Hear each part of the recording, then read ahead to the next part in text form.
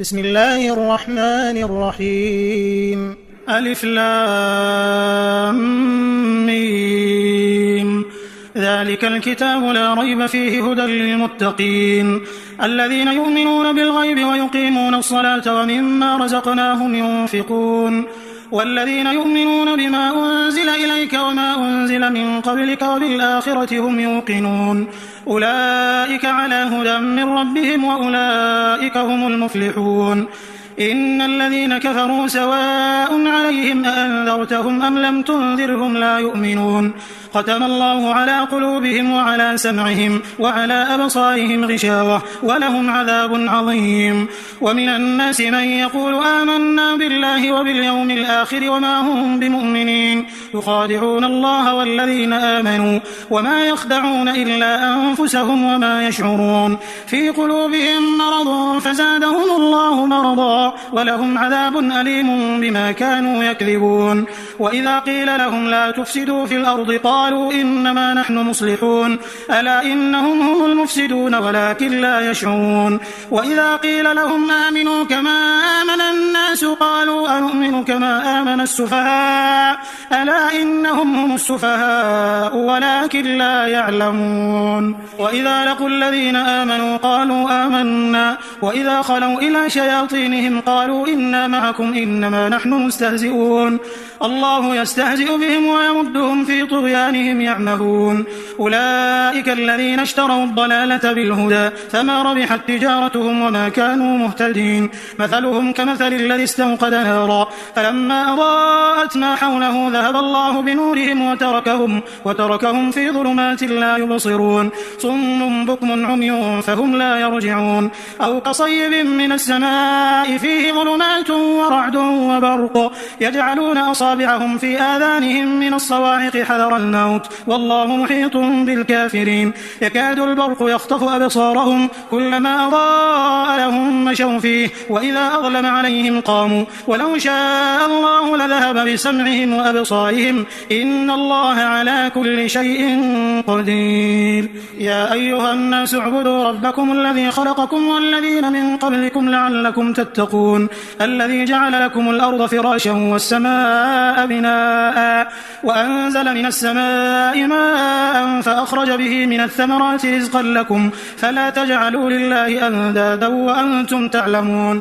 وإن كنتم في ريب مما نزلنا على عبدنا فأتوا بسورة من مثله وادعوا شهداءكم من دون الله إن كنتم صادقين فإن لم تفعلوا ولن تفعلوا فاتقوا النار التي وقودها الناس والحجارة أعدت للكافرين. وبشر الذين آمنوا وعملوا الصالحات أن لهم جنات تجري من تحتها الأنهار كلما رزقوا منها من ثمرة رزقا قالوا هذا الذي رزقنا من قبل وأتوا به متشابها ولهم فيها أزواج مطهرة وهم فيها خالدون. إن الله لا يستحيي أن يضرب مثلا ما بعوضة فما فوقها فأما الذين آمنوا فيعلمون أنه الحق من ربهم وأما الذين كفروا فيقولون ماذا أراد الله بهذا مثلا يضل به كثيرا ويهدي به كثيرا وما يضل به إلا الفاسقين الذين ينقضون عهد الله من بعد ميثاقه ويقطعون ما أمر الله به أن يوصل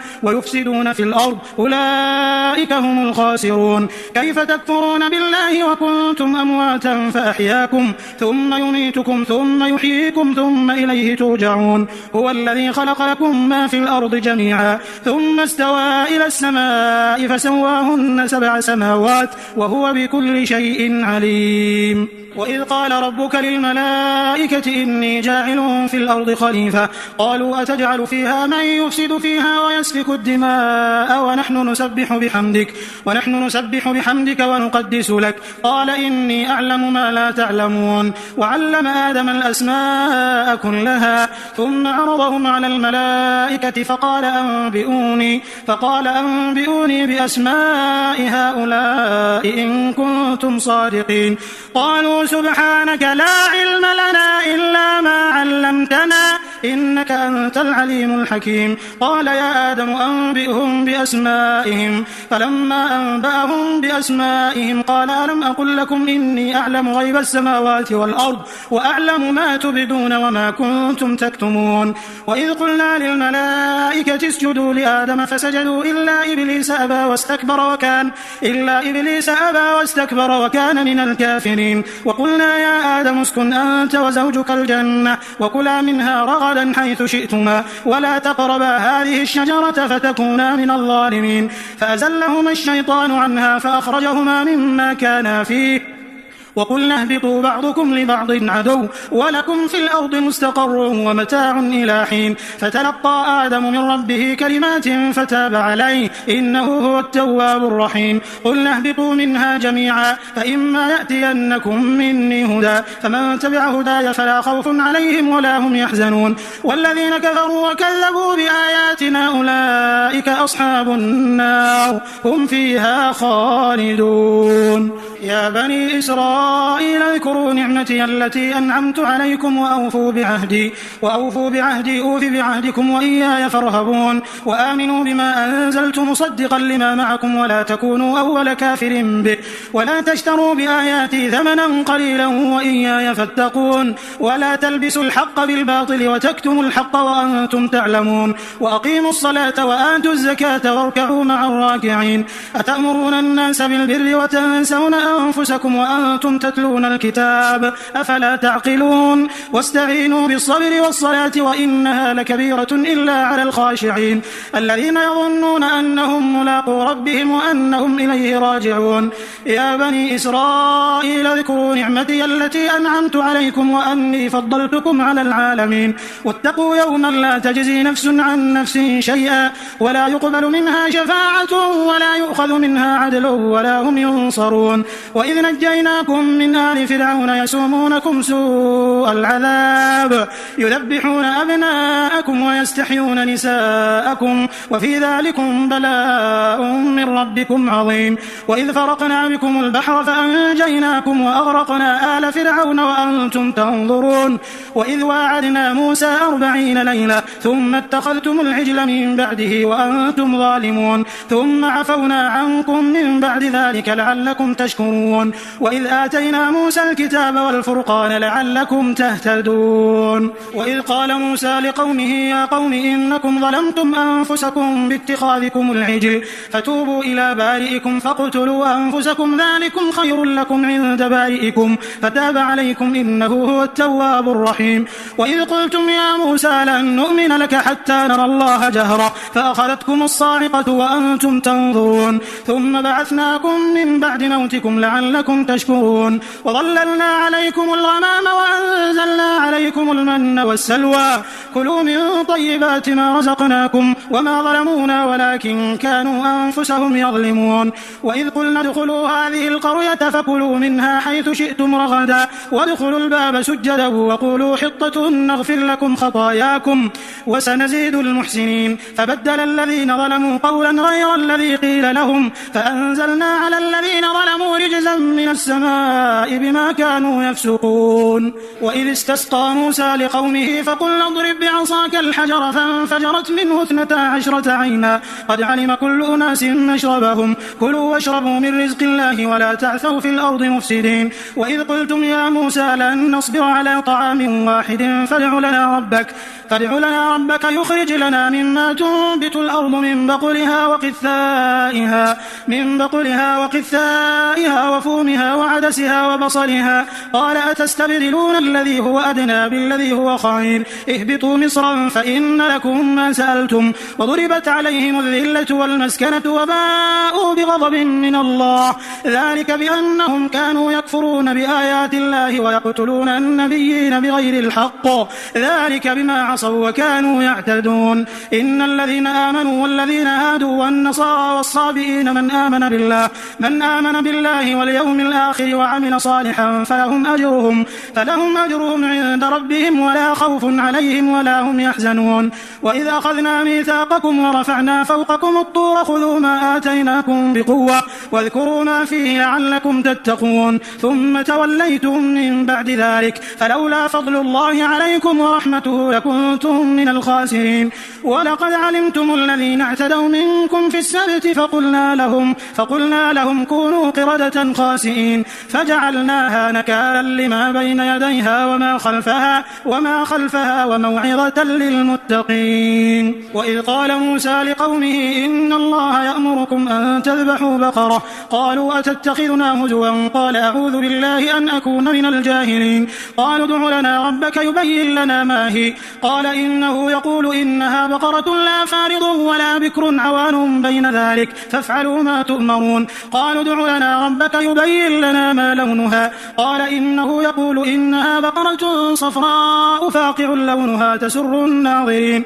قالوا ادع لنا ربك يبين لنا ما هي إن البقرة شابه علينا وإنا إن شاء الله لمهتدون. قال إنه يقول إنها بقرة لا ذلول تثير الأرض ولا تسقي الحرث مسلمة لا شية فيها. قالوا الآن جئت بالحق فذبحوها وما كادوا يفعلون. وإذ قتلتم نفسا فادارأتم فيها والله مخرج ما كنتم تكتمون. فقلنا اضربوه ببعضها كذلك يحيي الله الموتى ويريكم آياته لعلكم تعقلون. ثم قست قلوبكم من بعد ذلك فهي كالحجارة أو أشد قسوة وإن من الحجارة لما يتفجر منه الأنهار وإن منها لما يشقق فيخرج منه الماء وإن منها لما يهبط من خشية الله وما الله بغافل عما تعملون. أفتطمعون أن يؤمنوا لكم وقد كان فريق منهم يسمعون كلام الله ثم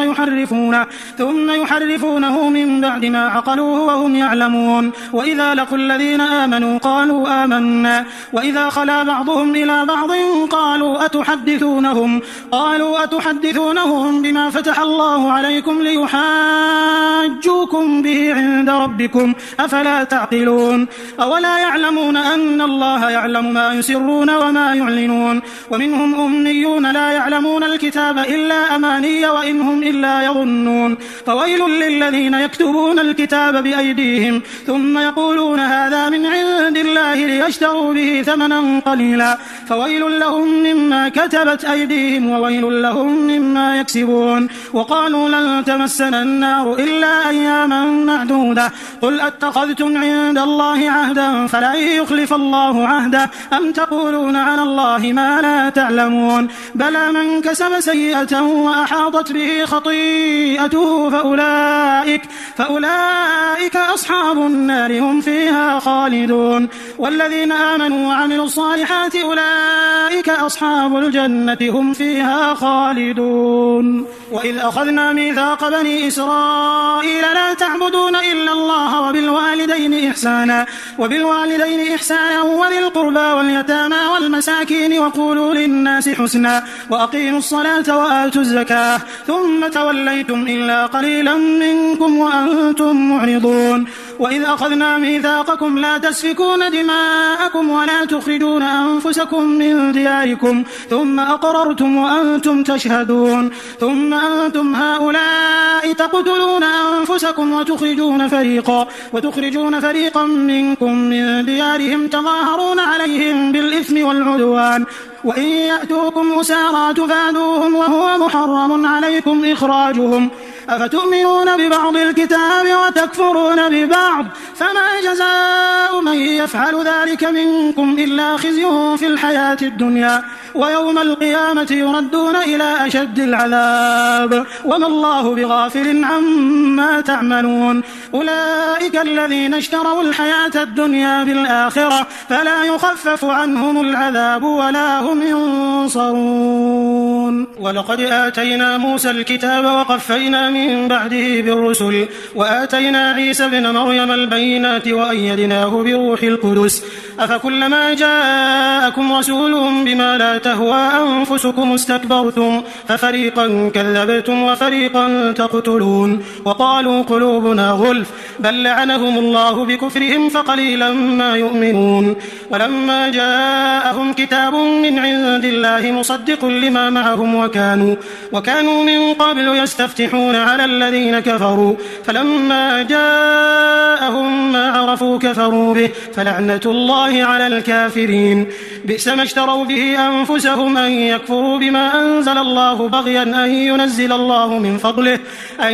الله من فضله على من يشاء من عباده فباءوا بغضب على غضب وللكافرين عذاب مهين وإذا قيل لهم آمنوا بما أنزل الله قالوا نؤمن بما أنزل علينا ويكفرون بما وراءه وهو الحق مصدقا لما معهم قل فلم تقتلون أنبياء الله من قبل إن كنتم مؤمنين ولقد جاءكم موسى بالبينات ثم اتخذتم العجل من بعده وأنتم ظالمون وإذ أخذنا ميثاقكم ورفعنا فوقكم الطور خذوا ما آتيناكم بقوة واسمعوا قالوا سمعنا وعصينا وأشربوا في قلوبهم العجل بكفرهم قل بئس ما يأمركم به إيمانكم إن كنتم مؤمنين قل إن كانت لكم الدار الآخرة عند الله خالصة من دون الناس فتمنوا الموت إن كنتم صادقين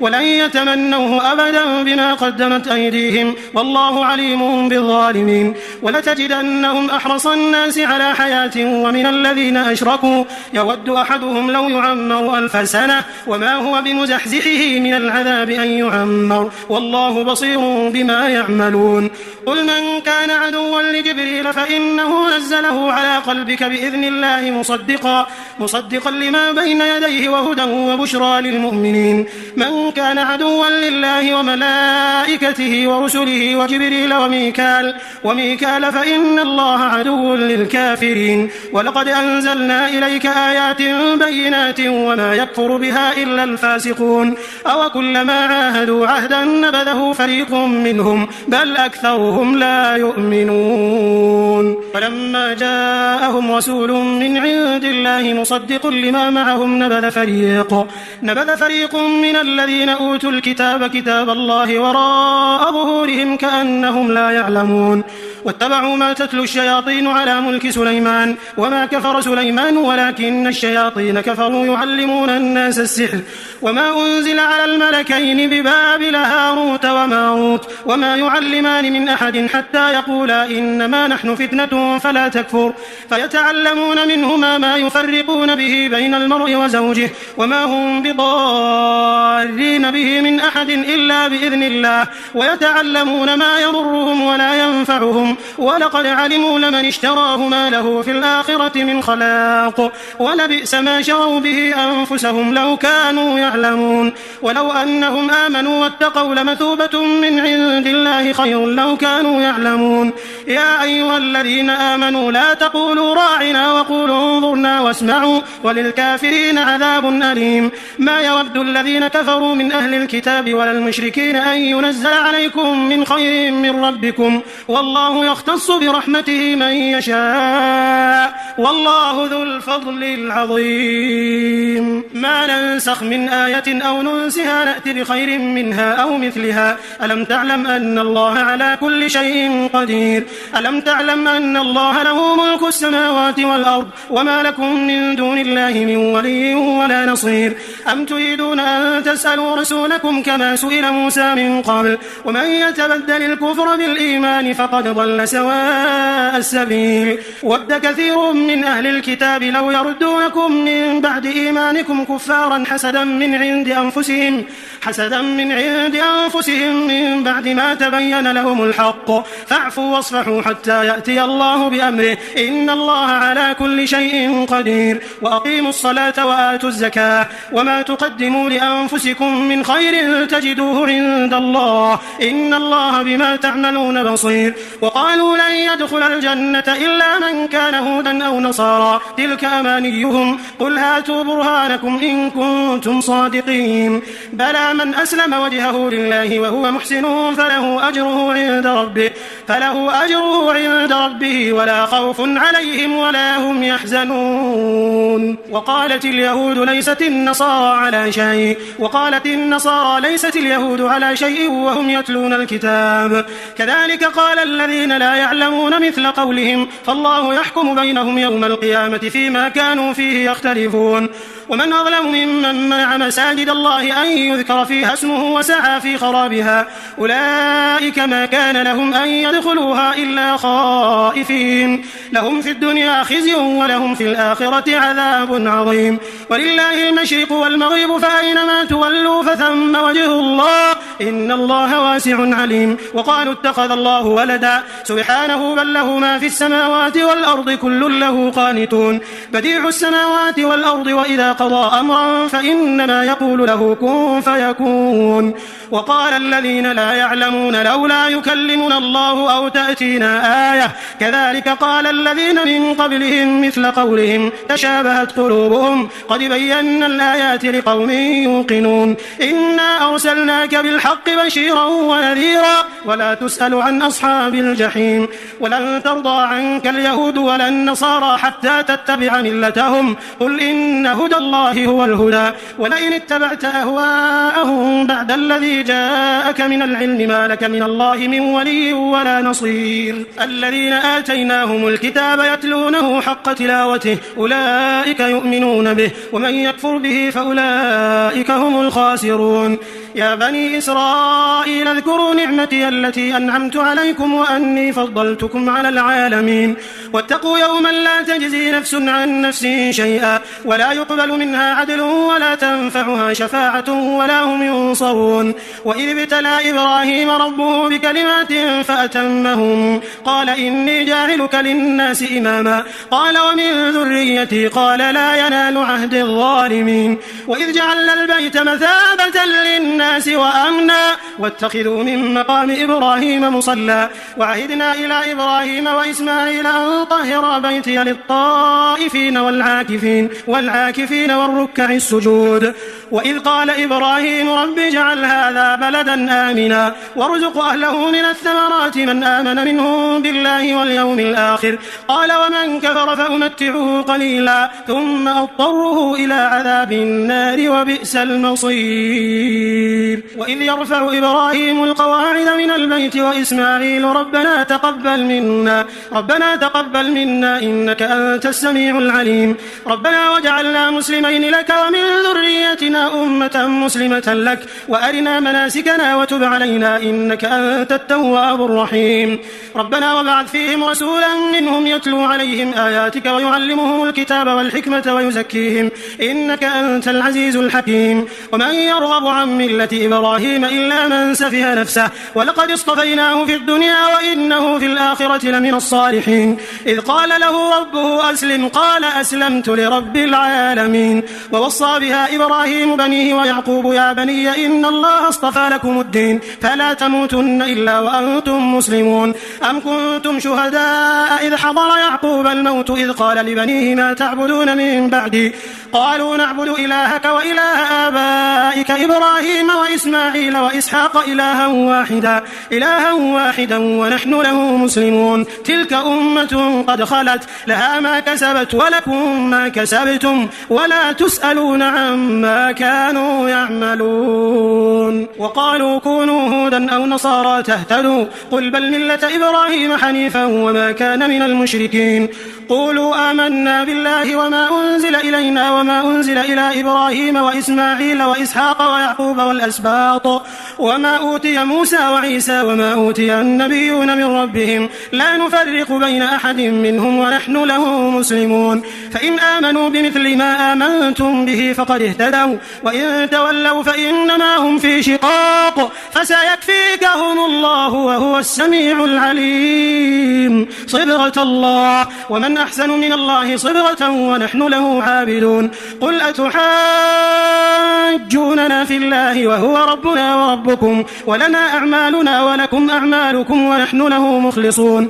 أم تقولون إن إبراهيم وإسماعيل وإسحاق ويعقوب والأسباط كانوا هودا أو نصارى قل أنتم أعلم أم الله ومن أظلم ممن كتم شهادة عنده من الله وما الله بغافل عما تعملون. تلك أمة قد خلت لها ما كسبت ولكم ما كسبتم ولا تسألون عما كانوا يعملون. سيقول السفهاء من الناس ما ولاهم عن قبلتهم التي كانوا عليها قل لله المشرق والمغرب يهدي من يشاء إلى صراط مستقيم. وكذلك جعلناكم أمة وسطا لتكونوا شهداء على الناس ويكون الرسول عليكم شهيدا. وما جعلنا القبلة التي كنت عليها إلا لنعلم من يتبع الرسول ممن ينقلب على عقبيه وإن كانت لكبيرة إلا على الذين هدى الله وما كان الله ليضيع إيمانكم إن الله بالناس لرؤوف رحيم. قد نرى تقلب وجهك في السماء فلنولينك قبلة ترضاها فول وجهك شطر المسجد الحرام وحيث ما كنتم فولوا وجوهكم شطره وإن الذين أوتوا الكتاب ليعلمون أنه الحق من ربهم وما الله بغافل عما يعملون. ولئن أتيت الذين أوتوا الكتاب بكل آية ما تبعوا قبلتك وما أنت بتابع قبلتهم وما بعضهم بتابع قبلة بعض ولئن اتبعت أهواءهم من بعد ما جاءك من العلم إنك إذا لمن الظالمين. الذين آتيناهم الكتاب يعرفونه كما يعرفون أبناءهم وإن فريقا منهم ليكتمون الحق وهم يعلمون. الحق من ربك فلا تكونن من الممترين ولكل وجهة هو موليها فاستبقوا الخيرات أينما تكونوا يأتي بكم الله جميعا إن الله على كل شيء قدير. ومن حيث خرجت فول وجهك شطر المسجد الحرام وإنه للحق من ربك وما الله بغافل عما تعملون. ومن حيث خرجت فول وجهك شطر المسجد الحرام وحيث ما كنتم فولوا وجوهكم شطره لئلا يكون للناس عليكم حجة إلا الذين ظلموا منهم فلا تخشوهم واخشوني ولأتم نعمتي عليكم ولعلكم تهتدون. كما أرسلنا فيكم رسولا منكم يتلو عليكم آياتنا ويزكيكم ويعلمكم الكتاب والحكمة ويعلمكم ما لم تكونوا تعلمون. فاذكروني أذكركم واشكروا لي ولا تكفرون. يا أيها الذين آمنوا استعينوا بالصبر والصلاة إن الله مع الصابرين. ولا تقولوا لمن يقتل في سبيل الله أموات بل أحياء ولكن لا تشعرون. ولنبلونكم بشيء من الخوف والجوع ونقص من الأموال والأنفس والثمرات وبشر الصابرين الذين إذا أصابتهم مصيبة قالوا إنا لله وإنا إليه راجعون أولئك عليهم صلوات من ربهم ورحمة وأولئك هم المهتدون. إن الصفا والمروة من شعائر الله فمن حج البيت أو اعتمر فلا جناح عليه أن يطوف بهما ومن تطوع خيرا فإن الله شاكر عليم. إن الذين يكتمون ما أنزلنا من البينات والهدى من بعد ما بيناه للناس في الكتاب أولئك يلعنهم الله ويلعنهم اللاعنون إلا الذين تابوا وأصلحوا وبينوا فأولئك أتوب عليهم وأنا التواب الرحيم. إن الذين كفروا وماتوا وهم كفار أولئك عليهم لعنة الله والملائكة والناس أجمعين خالدين فيها لا يخفف عنهم العذاب ولا هم ينظرون. وإلهكم إله واحد لا إله إلا هو الرحمن الرحيم.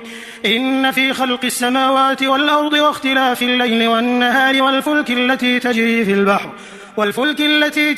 في البحر بما ينفع الناس وما أنزل الله من السماء من ماء فأحيا به الأرض بعد موتها وبث فيها من كل دابة وتصريف الرياح والسحاب المسخر بين السماء والأرض لآيات لقوم يعقلون ومن الناس من يتخذ من دون الله أندادا يحبونهم كحب الله والذين آمنوا أشد حبا لله ولو يرى الذين ظلموا إذ يرون العذاب أن القوة لله جميعا وأن الله شديد العذاب إذ تبرأ الذين اتبعوا من الذين اتبعوا ورأوا العذاب وتقطعت بهم الأسباب وقال الذين اتبعوا لو أن لنا كرة فنتبرأ منهم كما تبرأوا منا كذلك يريهم الله أعمالهم حسرات عليهم وما هم بخارجين من النار يا أيها الناس كلوا مما في الأرض حلالا طيبا ولا تتبعوا خطوات الشيطان إنه لكم عدو مبين إنما يأمركم بالسوء والفحشاء وأن تقولوا على الله ما لا تعلمون وإذا قيل لهم اتبعوا ما أنزل الله قالوا بل نتبع ما ألفينا عليه آباءنا أولو كان آباؤهم لا يعقلون شيئا ولا يهتدون ومثل الذين كفروا كمثل الذي ينعق بما لا يسمع إلا دعاء ونداء صم بكم عمي فهم لا يعقلون يا أيها الذين آمنوا كلوا من طيبات ما رزقناكم واشكروا لله إن كنتم إياه تعبدون إنما حرم عليكم الميتة والدم ولحم الخنزير وما أهل به لغير الله فمن اضطر غير باغ ولا عاد فلا إثم عليه إن الله غفور رحيم إن الذين يكتمون ما أنزل الله من الكتاب ويشترون به ثمنا قليلا أولئك ما يأكلون في بطونهم إلا النار ولا يكلمهم الله يوم القيامة ولا يزكيهم ولهم عذاب أليم أولئك الذين اشتروا الضلالة بالهدى والعذاب بالمغفرة فما أصبرهم على النار ذلك بأن الله نزل الكتاب بالحق وإن الذين اختلفوا في الكتاب لفي شقاق بعيد ليس البر أن تولوا وجوهكم قبل المشرق والمغرب ولكن البر من آمن بالله واليوم الآخر والملائكة والكتاب والنبيين وآتى المال على حبه ذوي القربى واليتامى والمساكين وابن السبيل والسائلين وفي الرقاب وأقام الصلاة وآتى الزكاة والموفون بعهدهم إذا عاهدوا والصابرين في البأساء والضراء وحين البأس أولئك الذين صدقوا وأولئك هم المتقون يا أيها الذين آمنوا كتب عليكم القصاص في القتلى الحر بالحر والعبد بالعبد والأنثى بالأنثى فمن عفي له من أخيه شيء فاتباع بالمعروف وأداء إليه بإحسان ذلك تخفيف من ربكم ورحمة فمن اعتدى بعد ذلك فله عذاب أليم ولكم في القصاص حياة يا أولي الألباب لعلكم تتقون كتب عليكم إذا حضر أحدكم الموت إن ترك خيرا الوصية للوالدين والأقربين بالمعروف حقا على المتقين فمن بدله بعدما سمعه فإنما إثمه على الذين يبدلون إن الله سميع عليم فمن خاف من موص جنفا أو إثما فأصلح بينهم فلا إثم عليه إن الله غفور رحيم يا أيها الذين آمنوا كتب عليكم الصيام كما كتب على الذين من قبلكم لعلكم تتقون أياما معدودات فمن كان منكم مريضا أو على سفر فعدة من أيام أخر وعلى الذين يطيقونه فدية طعام مسكين فمن تطوع خيرا فهو خير له وأن تصوموا خير لكم إن كنتم تعلمون شهر رمضان الذي أنزل فيه القرآن هدى للناس وبينات من الهدى والفرقان فمن شهد منكم الشهر فليصم ومن كان مريضا أو على سفر فعدة من أيام أخر يريد الله بكم اليسر ولا يريد بكم العسر ولتكملوا العدة ولتكبروا الله على ما هداكم ولعلكم تشكرون وإذا سألك عبادي عني فإني قريب أجيب دعوة الداع إذا دعان فليستجيبوا لي وليؤمنوا به لعلهم يرشدون.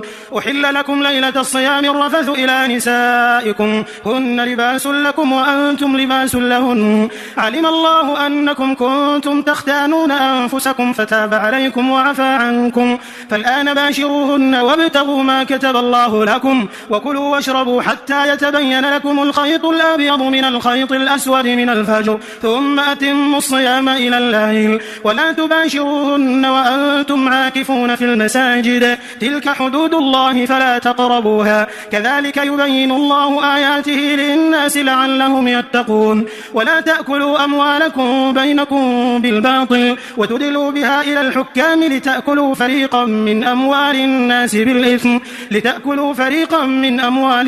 بالإثم وأنتم تعلمون. يسألونك عن الأهلة قل هي مواقيت للناس والحج وليس البر بأن تأتوا البيوت من ظهورها ولكن البر من اتقى وأتوا البيوت من أبوابها واتقوا الله لعلكم تفلحون. وقاتلوا في سبيل الله الذين يقاتلونكم ولا تعتدوا إن الله لا يحب المعتدين. وقتلوهم حيث ثقفتموهم وأخرجوهم من حيث أخرجوكم والفتنة أشد من القتل ولا تقاتلوهم عند المسجد الحرام حتى يقاتلوكم فيه فإن قاتلوكم فاقتلوهم كذلك جزاء الكافرين فإن انتهوا فإن الله غفور رحيم. وقاتلوهم حتى لا تكون فتنة ويكون الدين لله فإن انتهوا فلا عدوان إلا على الظالمين. الشهر الحرام بالشهر الحرام والحرمات قصاص فمن اعتدى عليكم فاعتدوا عليه بمثل ما اعتدى عليكم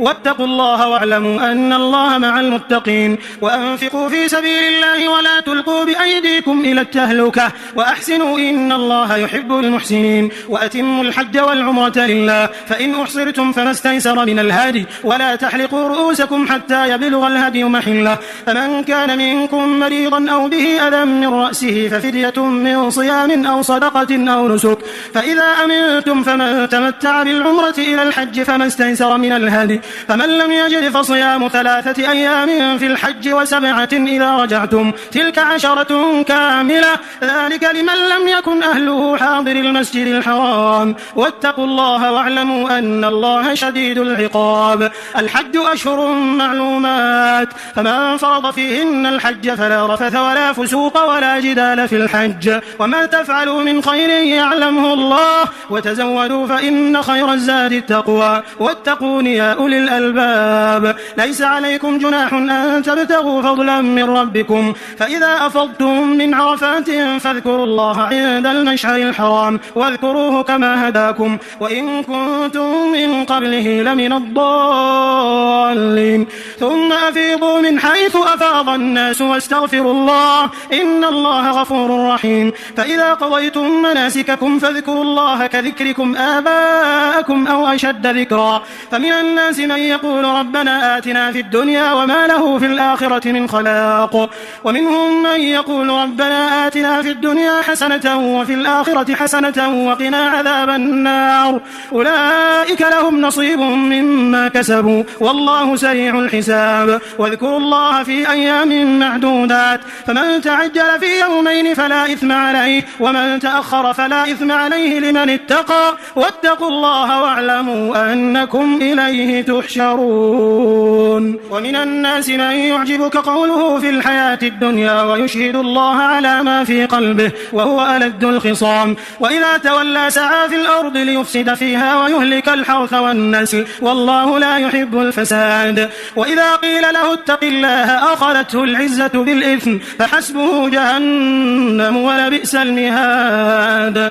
ومن الناس من يشري نفسه ابتغاء مرضات الله والله رؤوف بالعباد. يا أيها الذين آمنوا ادخلوا في السلم كافة كافة ولا تتبعوا خطوات الشيطان إنه لكم عدو مبين فإن زللتم من بعد ما جاءتكم البينات فاعلموا أن الله عزيز حكيم هل ينظرون إلا أن يأتيهم الله في ظلل من الغمام والملائكة وقضي الأمر وإلى الله ترجع الأمور سل بني إسرائيل كم آتيناهم من آية بينة ومن يبدل نعمة الله من بعد ما جاءته فإن الله شديد العقاب زين للذين كفروا الحياة الدنيا ويسخرون من الذين آمنوا والذين اتقوا فوقهم يوم القيامة والله يرزق من يشاء بغير حساب كان الناس أمة واحدة فبعث الله النبيين مبشرين ومنذرين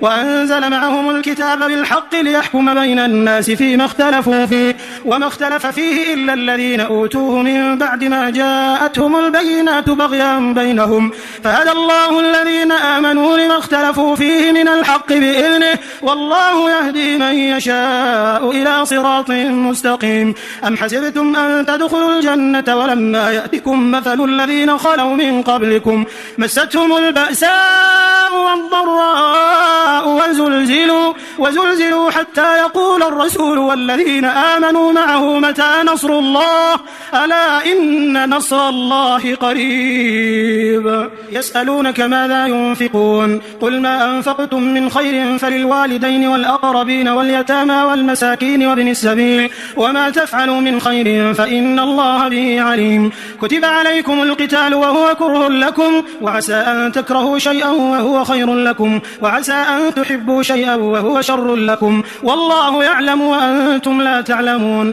يسألونك عن الشهر الحرام قتال فيه قل قتال فيه كبير وصد عن سبيل الله وكفر به والمسجد الحرام وإخراج أهله منه أكبر عند الله والفتنة أكبر من القتل ولا يزالون يقاتلونكم حتى يردوكم عن دينكم إن استطاعوا ومن يرتد منكم عن دينه فيمت وهو كافر فأولئك حبطت أعمالهم في الدنيا والآخرة وأولئك أصحاب النار هم فيها خالدون إن الذين آمنوا والذين هاجروا وجاهدوا في سبيل الله أولئك يرجون رحمة الله والله غفور رحيم يسألونك عن الخمر والميسر قل فيهما إثم كبير ومنافع للناس وإثمهما أكبر من نفعهما ويسألونك ماذا ينفقون قل العفو كذلك يبين الله لكم الآيات لعلكم تتفكرون في الدنيا والآخرة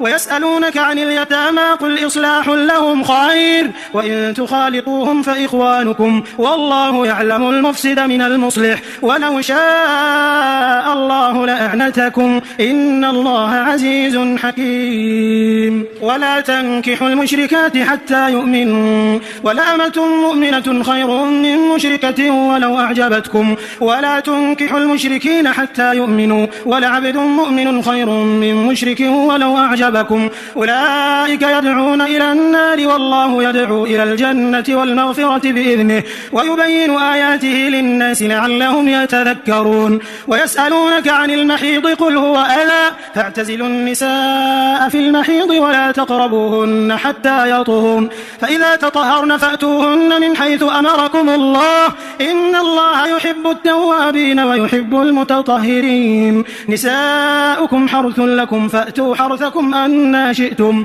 وقدموا لأنفسكم واتقوا الله واعلموا أنكم ملاقوه وبشر المؤمنين ولا تجعلوا الله عرضة لأيمانكم أن تبروا وتتقوا وتصلحوا بين الناس والله سميع عليم لا يؤاخذكم الله باللغو في أيمانكم ولكن يؤاخذكم بما كسبت قلوبكم والله غفور حليم للذين يؤلون من نسائهم تربص 4 أشهر فإن فاءوا فإن الله غفور رحيم وإن عزموا الطلاق فإن الله سميع عليم والمطلقات يتربصن بأنفسهن 3 قروء ولا يحل لهن أن يكتمن ما خلق الله في أرحامهن إن كن يؤمن بالله واليوم الآخر وبعولتهن أحق بردهن في ذلك إن أرادوا إصلاحا ولهن مثل الذي عليهن بالمعروف وللرجال عليهن درجة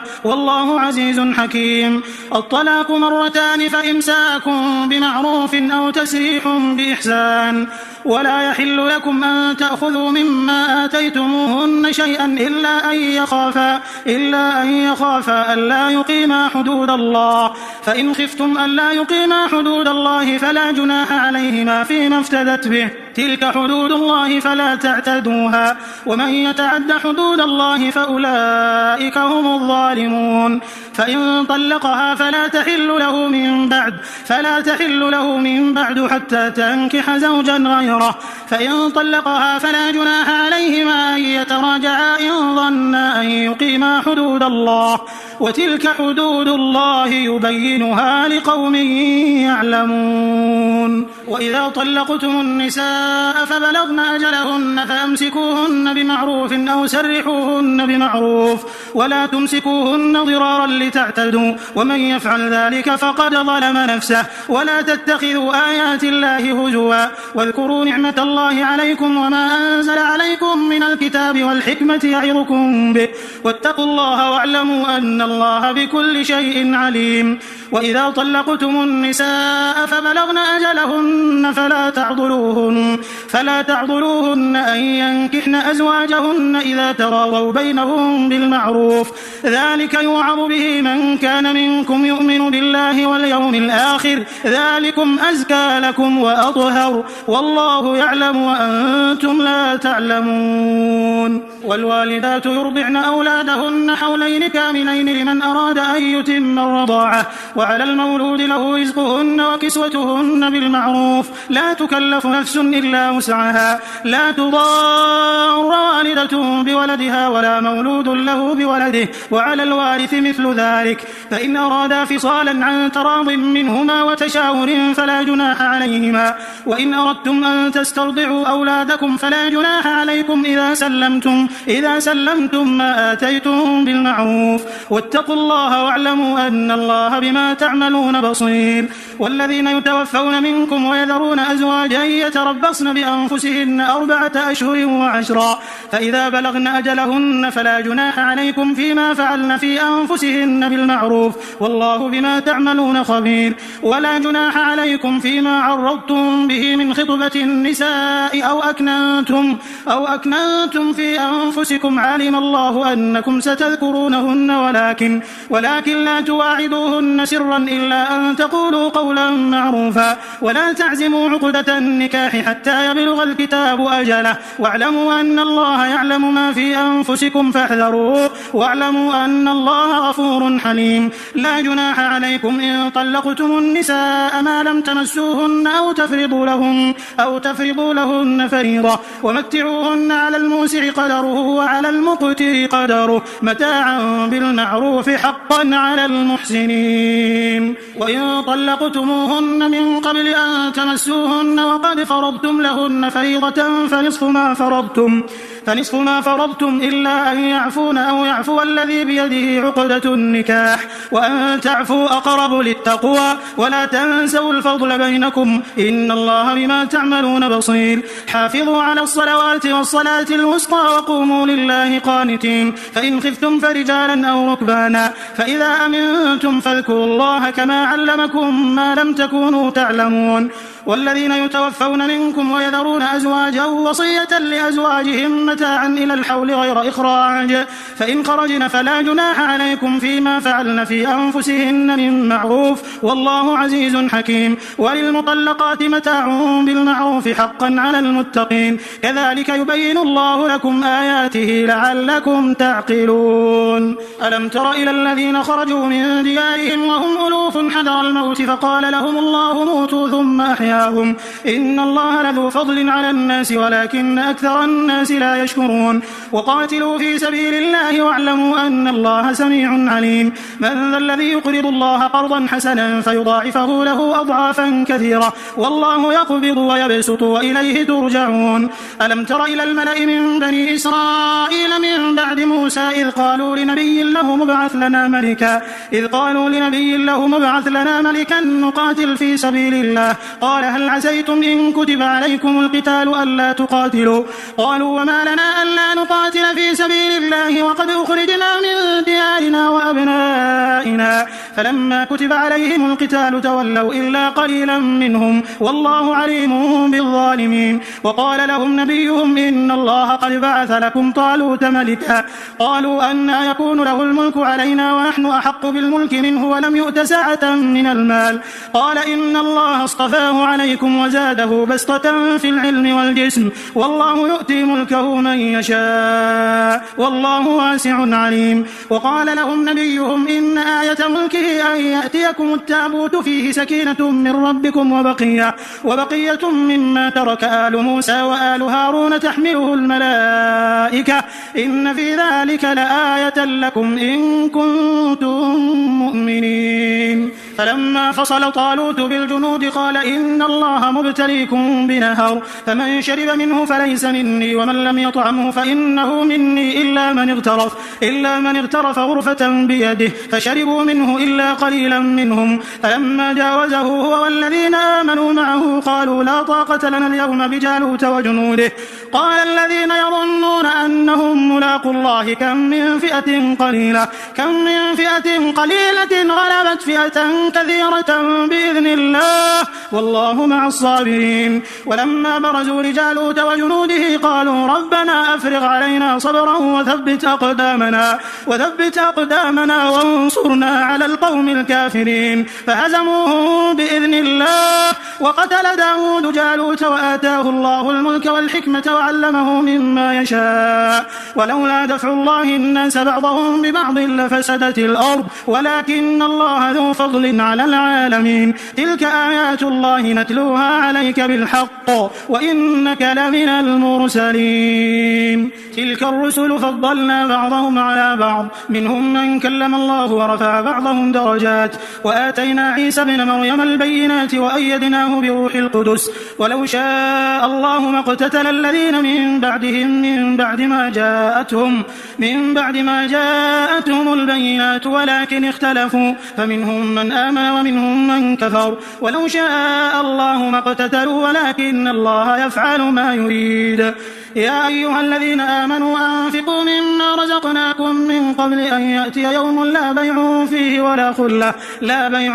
ولا خلة ولا شفاعة والكافرون هم الظالمون. الله لا إله إلا هو الحي القيوم لا تأخذه سنة ولا نوم له ما في السماوات وما في الأرض من ذا الذي يشفع عنده إلا بإذنه يعلم ما بين أيديهم وما خلفهم ولا يحيطون بشيء من علمه إلا بما شاء وسع كرسيه السماوات والأرض ولا يؤوده حفظهما وهو العلي العظيم. لا إكراه في الدين قد تبين الرشد من الغي فمن يكفر بالطاغوت ويؤمن بالله فقد استمسك بالعروة الوثقى لا انفصام لها والله سميع عليم. الله ولي الذين آمنوا يخرجهم من الظلمات إلى النور والذين كفروا أولياؤهم الطاغوت يخرجونهم من النور إلى الظلمات أولئك أصحاب النار هم فيها خالدون. ألم تر إلى الذي حاج إبراهيم في ربه أن آتاه الله الملك إذ قال إبراهيم ربي الذي يحيي ويميت قال أنا أحيي وأميت قال إبراهيم فإن الله يأتي بالشمس من المشرق فأت بها من المغرب فبهت الذي كفر والله لا يهدي القوم الظالمين. أو كالذي مر على قرية وهي خاوية على عروشها قال أنى يحيي هذه الله بعد موتها فأماته الله 100 عام ثم بعثه قال كم لبثت قال لبثت يوما أو بعض يوم قال بل لبثت 100 عام فانظر إلى طعامك وشرابك لم يتسنه وانظر إلى حمارك ولنجعلك آية للناس وانظر إلى العظام كيف ننشزها ثم نكسوها لحما فلما تبين له قال أعلم أن الله على كل شيء قدير.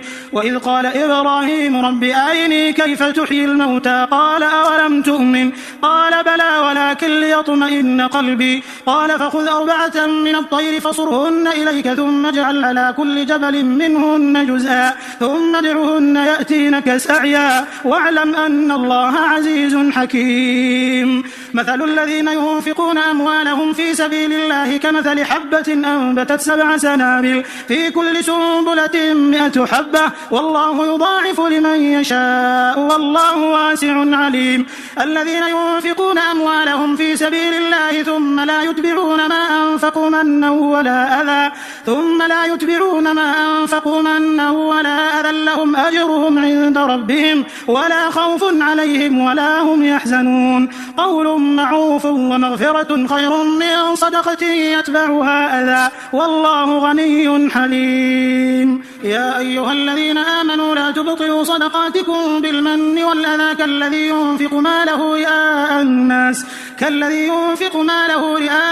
الناس ولا يؤمن بالله واليوم الآخر فمثله كمثل صفوان عليه تراب فأصابه وابل فتركه صلدا لا يقدرون على شيء مما كسبوا والله لا يهدي القوم الكافرين. ومثل الذين ينفقون أموالهم ابتغاء مرضات الله وتثبيتا من أنفسهم كمثل جنة بربوة أصابها وابل فآتت أكلها ضعفين فإن لم يصبها وابل فطل والله بما تعملون بصير. أيود أحدكم أن تكون له جنة من نخيل وأعناب تجري من تحتها الأنهار له فيها من كل الثمرات وأصابه الكبر وله ذرية ضعفاء فأصابها إعصار فيه نار فاحترقت كذلك يبين الله لكم الآيات لعلكم تتفكرون. يا أيها الذين آمنوا أنفقوا من طيبات ما كسبتم ومما أخرجنا لكم من الأرض